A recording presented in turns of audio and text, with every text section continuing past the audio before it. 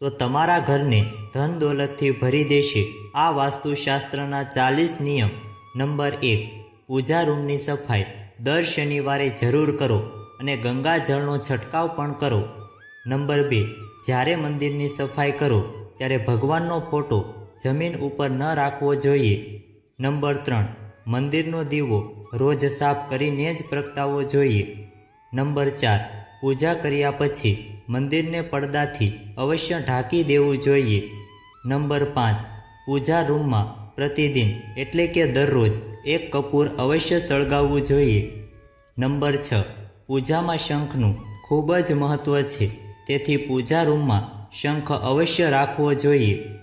Number 7, પૂજા કક્ષમાં શુભ અને સાત્વિક રંગ જેમ કે આછો લીલો, પીળો, જાંબલી કે ક્રીમ રંગનો ઉપયોગ કરવો જોઈએ। નંબર 8, દક્ષિણ કે પશ્ચિમ દિશામાં પૂજા રૂમ બિલકુલ ન બનાવવો જોઈએ। નંબર 9, આરતી, દીવો, પૂજા, અગ્નિ જેવા જે પવિત્રતાના પ્રતીકના સાધનો છે તેને મોં વડે ફૂંક મારીને ક્યારેય ઓલવશો નહીં। નંબર 10, મંદિરમાં ધૂપ, માચિસ, હવનકુંડની સામગ્રી દક્ષિણ કે પૂર્વ દિશામાં રાખો, એટલે કે અગ્નિકોણમાં રાખવું જોઈએ। નંબર 11, વાસ્તુશાસ્ત્રમાં પૂજાની દિશા નક્કી કરવામાં આવી છે। ઘર કે ઓફિસમાં પૂજાનું સ્થાન ઈશાન દિશામાં રાખો, તેનાથી ઘરમાં સુખ સમૃદ્ધિ વધે છે। ઉત્તર દિશા તરફ મુખ રાખીને કરવામાં આવતી પૂજા ધન પ્રાપ્તિ માટે લાભકારી છે અને પૂર્વ દિશા તરફ મુખ રાખીને પૂજા કરવાથી શુભ ફળ મળે છે અને ખૂબ જ ચમત્કારી લાભ પણ થાય છે। નંબર 12, ઘરમાં સવારે થોડા સમય માટે ભજન અવશ્ય વગાડવા જોઈએ। નંબર 13, ઘરમાં સાવરણીને હંમેશા છુપાવીને રાખો, એવી જગ્યાએ રાખો જ્યાં કોઈનો આવતા જાતા પગ ન અડે, અને સાવરણીને હંમેશા નીચે પડેલી રાખો, ઊભી સાવરણી ક્યારે ન રાખવી જોઈએ।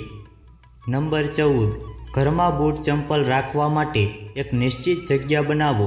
બૂટ ચંપલ જ્યાં ત્યાં વેરવિખેર કે ઊંધા જતા ન રાખવા જોઈએ, તેનાથી ઘરમાં અશાંતિ ઉત્પન્ન થાય છે અને માતા લક્ષ્મી ક્યારેય ઘરે નથી આવતા। નંબર 15, ક્યારે પથારી પર બેસીને ખાવાનું ન ખાવું જોઈએ। આમ કરવાથી ધનની હાનિ થાય છે અને માતા લક્ષ્મી ઘરેથી ચાલ્યા જાય છે। જો શક્ય હોય તો રસોડામાં જમીન પર બેસીને ભોજન કરવું જોઈએ। આનાથી તમારું ઘર ધન સંપત્તિથી ભરેલું રહેશે અને ક્યારેય ધનની કમી નહીં થાય। નંબર 16, કોશિશ કરો કે ઘરમાં કોઈ પણ બંધ ઘડિયાળ દિવાલ ઉપર ન રાખો। જે ઘડિયાળ કામ ન કરી રહી હોય તેને ઘરમાં ન રાખવી જોઈએ। નંબર 17, નવી સાવરણીનો ઉપયોગ હંમેશા શનિવારના દિવસે જ કરવો જોઈએ। નંબર 18, ઘરમાં ક્યારેય કરોળિયા ન થવા દેવા જોઈએ, નહીંતર ભાગ્ય અને કર્મ બંને બગડવા લાગશે અને દરેક કામમાં બાધા આવવા લાગશે। નંબર 19, આ વાતનું ધ્યાન રાખો કે કોઈ પણ રૂમમાં જો બીમ બનાવી હોય તો તેની નીચે ક્યારેય બિસ્તર ન લગાવો, તેનાથી ઘરમાં નકારાત્મકતા વધે છે। આવામાં કોશિશ કરો કે બીમ ઉપર કોઈ પણ વસ્તુ ન રાખો, ત્યાં બેસવું કે સૂવું પણ ન જોઈએ। નંબર 20, જો તમારા ઘરનો કોઈ સદસ્ય હંમેશા બીમાર રહે છે તો ઘરમાં મીઠાના પાણીથી પોતું કરવું જોઈએ, તેનાથી ઘરમાં નેગેટિવિટી દૂર થાય છે, સાથે જ પોઝિટિવ એનર્જીનો સંચાર થાય છે। નંબર 21, વાસ્તુ અનુસાર સ્વસ્થ જીવન અને લાંબા આયુષ્ય માટે તમારે હંમેશા દક્ષિણ દિશા તરફ માથું રાખી અને ઉત્તર દિશા તરફ પગ રાખીને સૂવું જોઈએ। આ દિશામાં માથું રાખીને સૂવાથી વ્યક્તિને ધન, સુખ, સમૃદ્ધિ અને કીર્તિ પ્રાપ્ત થાય છે। નંબર 22, જો તમારા ઘરમાં વધારે દવાઓ છે અને તેમાંથી ઘણી દવાઓની તમારે તેની જરૂર નથી તો તેને ફેંકી દેવી જોઈએ। જો આમ ન કરવામાં આવે તો આ દવાઓ બીમારીને આમંત્રણ આપે છે। નંબર 23, પૂર્વ દિશા તરફ માથું રાખીને સૂવાથી સ્મૃતિ, એકાગ્રતા અને સ્વાસ્થ્ય સારું રહે છે અને મનુષ્યની આધ્યાત્મિક વૃત્તિ વધે છે। વાસ્તુશાસ્ત્ર પ્રમાણે છાત્રોને ખાસ કરીને સ્મૃતિ અને એકાગ્રતા વધારવા માટે પૂર્વ દિશા તરફ મોઢું રાખીને સૂવું જોઈએ. નંબર 24. વાસ્તુ અનુસાર ભોજન કરવા માટેનું ઉત્તમ સ્થાન પશ્ચિમ દિશા છે. ઘરની પશ્ચિમ દિશામાં બનેલો ડાઇનિંગ હોલ ખૂબ જ શુભ હોય છે. આ દિશામાં ભોજન કરવાથી માં અન્નપૂર્ણા પ્રસન્ન રહે છે. નંબર 25. વાસ્તુશાસ્ત્ર પ્રમાણે પશ્ચિમ દિશા તરફ માથું રાખીને સૂવાથી પણ તમને ફાયદો થાય છે, કારણ કે આ દિશા પ્રસિદ્ધિ, પ્રતિષ્ઠા અને સમૃદ્ધિમાં વધારો કરે છે. નંબર 26. આ પણ ધ્યાન રાખો કે ભોજન કક્ષની સામે ઘરનો મુખ્ય દરવાજો અથવા તો શૌચાલય ન હોવું જોઈએ, નહીંતર માનસિક કષ્ટ રહે છે. નંબર 27. દક્ષિણ અને ઉત્તર દિશા તરફ મુખ રાખીને ભોજન બિલકુલ ન કરો. આ સેહતની દૃષ્ટિએ બિલકુલ સારું નથી. નંબર 28. રસોડામાં પીવાનું પાણી ઉત્તર પૂર્વ દિશામાં રાખવું જોઈએ. નંબર 29. રસોડામાં ગેસ દક્ષિણ પૂર્વ દિશામાં રાખવો જોઈએ. નંબર 30. રસોડામાં પાણી અને આગ ક્યારેય એકબીજાની પાસે ન રાખવા જોઈએ. નંબર 31. રસોડામાં જો સાવરણી, પોતું અથવા તો કોઈપણ સફાઈનો સામાન રાખો છો તો તેને નૃત્ય કોણમાં રાખવો જોઈએ.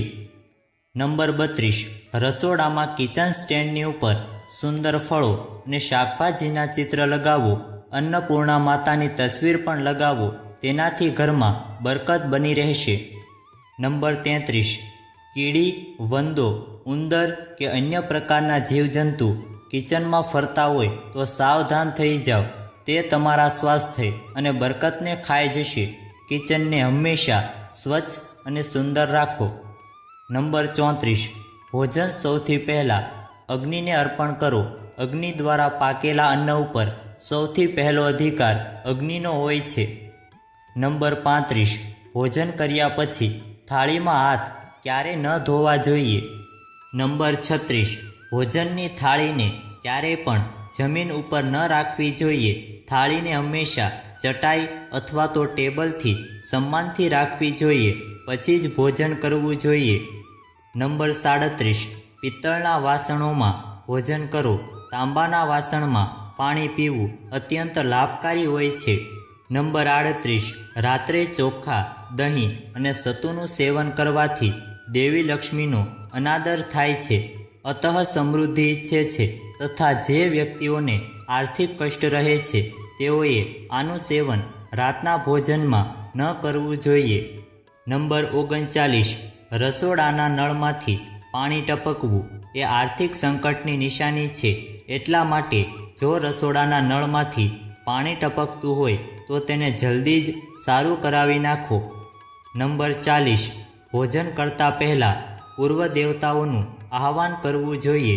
ભોજન કરતી વખતે વાતચીત કે ક્રોધ ન કરવો જોઈએ. પરિવારના તમામ સદસ્યોની સાથે બેઠીને ભોજન કરો. નંબર 41.